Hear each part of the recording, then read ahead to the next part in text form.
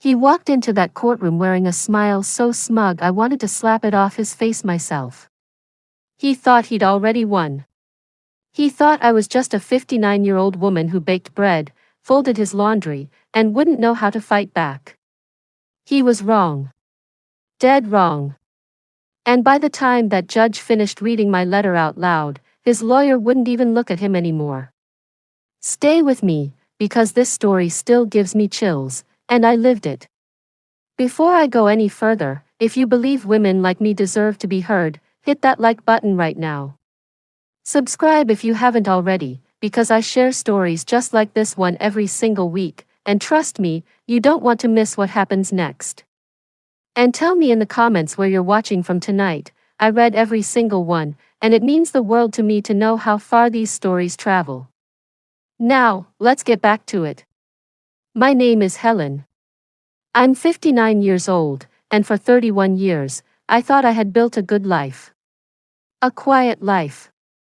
The kind of life where you wake up next to the same person for 3 decades and you assume, foolishly, that loyalty is just part of the furniture. I raised 2 children in that house. I planted a garden every spring for 22 years. I gave up a career I loved in my 30s because my husband said it would be better for the family if I stayed home. I believed him. That was my first mistake. I won't use his real name here. Let's just call him Walter, because that's close enough, and frankly, he doesn't deserve the dignity of his actual name being spoken in a story about how he tried to destroy me. Walter and I met when I was 26.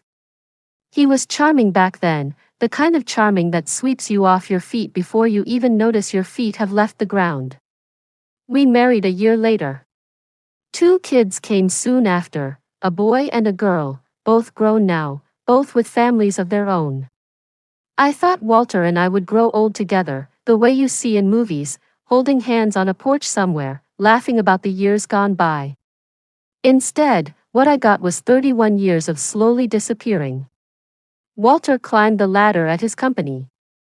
He became a regional manager, then a director, then something with an even fancier title that I stopped bothering to remember. And with every promotion, I became smaller in his eyes. My opinions mattered less. My presence at dinner parties became optional, then unwanted. By the time I turned 55, I felt like a ghost haunting my own house. Then, 4 years ago, I noticed things changing. Walter started working later. He started taking calls in the garage with the door shut. He bought a new cologne, something sharp and unfamiliar, something he never wore for me. I told myself I was imagining things. I told myself that after 30 years, a little distance was normal. I want you to remember that phrase, because women, we do this to ourselves constantly. We talk ourselves out of the truth our gut is screaming at us. It took me 2 more years to admit what was happening. Walter was having an affair. Not with some young stranger, no, that would have almost been easier to swallow. He was involved with a woman from his office, someone I had shaken hands with at a company holiday party, someone who had smiled at me and asked about my grandchildren while she was, unbeknownst to me, sleeping with my husband. I found out the way most women find out, not through some dramatic confrontation, but through a stupid, careless mistake. He left his laptop open on the kitchen counter one evening while he went to take out the trash. An email was still on the screen. I wasn't snooping. I was refilling my coffee. But I saw enough. I saw more than enough. I didn't scream. I didn't cry, not right away. I closed the laptop, finished my coffee, and went to bed like nothing had happened.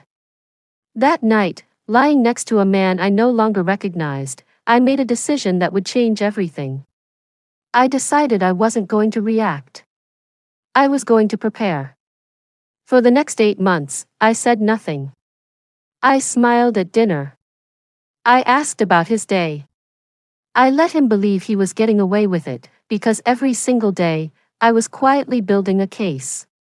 I kept a private journal, dated entries, noting the late nights, the excuses, the credit card statements I started reviewing more carefully. I made copies of financial documents. I photographed things I wasn't supposed to see. I opened a separate bank account he didn't know about and slowly, patiently, moved a portion of my own earnings from years of freelance bookkeeping work I'd done quietly on the side, work he always dismissed as your little hobby. I also did something Walter never expected. I hired an attorney. Not the friendly family lawyer Walter had used for our wills years ago, someone new, someone sharp, someone who specialized in exactly this kind of situation. Her name was Linda, and from the very first meeting, she told me something I've never forgotten. She said, "Helen, the person who moves first with information wins. The person who reacts with emotion loses. Choose which one you want to be." I chose to win. Walter finally asked for a divorce 14 months ago. He didn't even have the decency to be honest about why. He told me he felt unfulfilled, that we had grown apart, that this was nobody's fault. He sat across from me at our kitchen table, the same table where I'd made him breakfast for 3 decades, and he told me this divorce was simply the natural end of a marriage that had run its course. I nodded. I let him talk. And when he finished, I said only one sentence: "Whatever you think is fair, Walter." He actually smiled when I said that. He thought I was going to roll over. He thought 31 years of being quiet meant I would stay quiet forever. He filed for divorce 2 weeks later, and that's when I saw exactly who he'd become. His lawyer, a slick young man who clearly thought he was doing Walter a tremendous favor, proposed a settlement that would have left me with almost nothing. Walter wanted to keep the house, claiming he'd need it for business entertaining. He wanted to keep the bulk of our retirement accounts, arguing that his income had funded them, conveniently forgetting the decade I spent raising our children instead of building my own career. He even wanted a portion of what little savings I'd built from my freelance work, calling it marital property. He thought I would fold. He thought a 59-year-old woman with no recent work history and no fight left in her would simply sign whatever was put in front of her, just to make the pain stop faster. That's when I handed my attorney the letter. I had written it months earlier, back when I was still pretending everything was fine at that kitchen table. It wasn't a letter to Walter. It was a letter to the court, a sworn declaration, detailing everything I had documented over those 8 quiet months. The dates. The financial discrepancies. The withdrawals he'd made from our joint accounts to fund hotel stays and gifts for another woman. The pattern of deception that had been going on for years, not months. I had bank statements. I had photographs.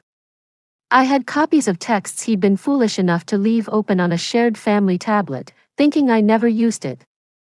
But the letter wasn't just a list of facts. It was my voice, finally, after 31 years of silence. I wrote about what it felt like to disappear inside my own marriage. I wrote about the freelance work I'd done in secret, not because I needed the money, but because I needed to remember I still existed as a person separate from being someone's wife. I wrote about how Walter had systematically diminished me for years, long before another woman ever entered the picture, and how his affair wasn't the beginning of our marriage's end, it was simply the moment I stopped being willing to pretend. The court date arrived on a gray Tuesday morning. Walter showed up in a new suit, looking confident, almost bored, like this was a formality he'd already won in his head. His lawyer had a folder full of paperwork outlining their proposed settlement, and I watched Walter's foot tap under the table with the restless energy of a man who wanted this over so he could move on with his new life. My attorney stood up calmly and requested that my written declaration be entered into the record and read in full. Walter's lawyer objected, of course, calling it unnecessary and emotionally manipulative.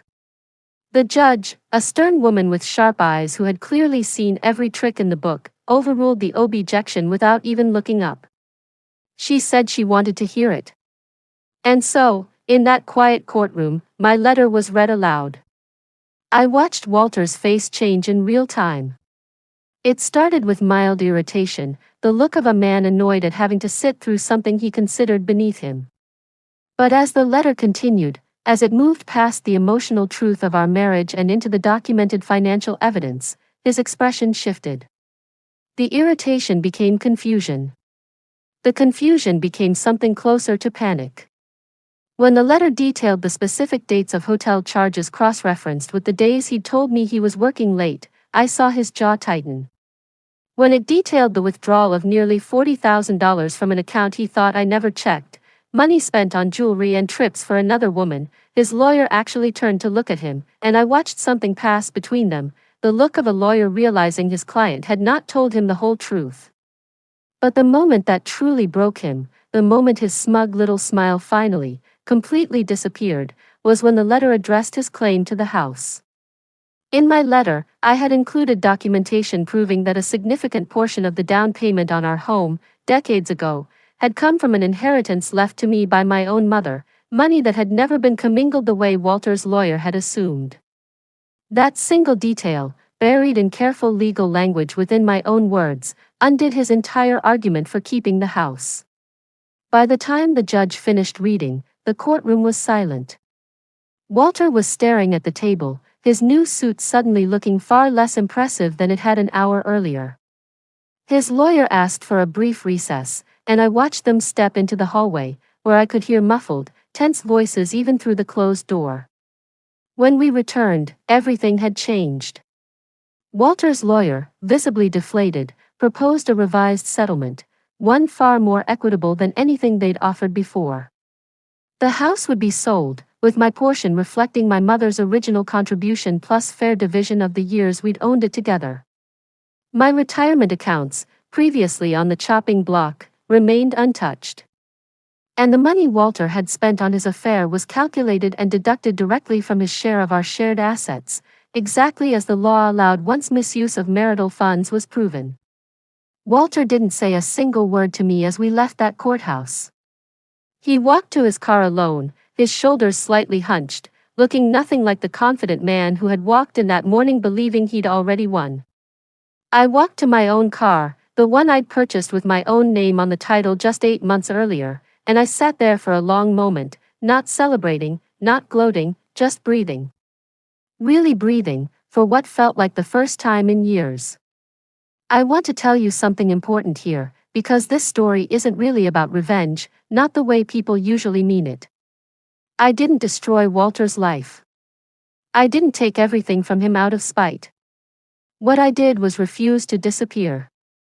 I documented the truth, I found my voice again after 31 years of losing it slowly, and I let that truth speak for itself in the one place where truth still carries weight, a court of law.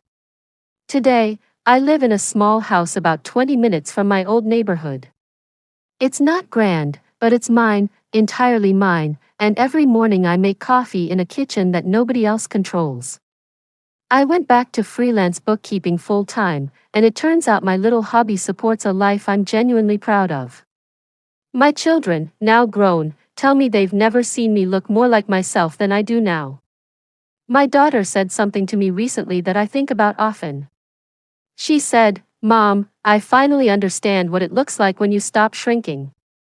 Walter, from what I hear through mutual friends, is still with the woman from his office. I hope it works out for them, truly. I have no anger left to spend on either of them. What I have instead is something far more valuable, the knowledge that even after 31 years of being underestimated, I was capable of standing up, gathering evidence, finding my voice, and walking into that courtroom as someone who refused to be erased. If there's one thing I want every woman watching this to take away from my story, it's this: your silence is not the same thing as your peace. I spent decades mistaking one for the other. Document everything. Trust your instincts when something feels wrong. Build your own resources, even quietly, even slowly, because you never know when you'll need them. And never, ever assume that staying calm means staying weak. Sometimes the quietest woman in the room is the one taking the most careful notes. Walter thought he'd already won that divorce before we ever set foot in that courtroom. He thought 31 years of my silence meant I had nothing left to say. But I had been listening, watching, and preparing the entire time, and when it finally came time to speak, I let my own written words do something I'd never quite managed to do out loud after all those years. I let them tell the truth, completely, without apology, and without fear. His smile disappeared that day, and it never came back. Mine, on the other hand, is only just getting started. If this story moved you even a little, please give it a like, and if you haven't subscribed yet, now's the time. There are so many more stories like this one waiting for you. And I still want to know, where are you watching from tonight? Drop it in the comments below. Until next time, take care of yourselves, and never underestimate the quiet ones.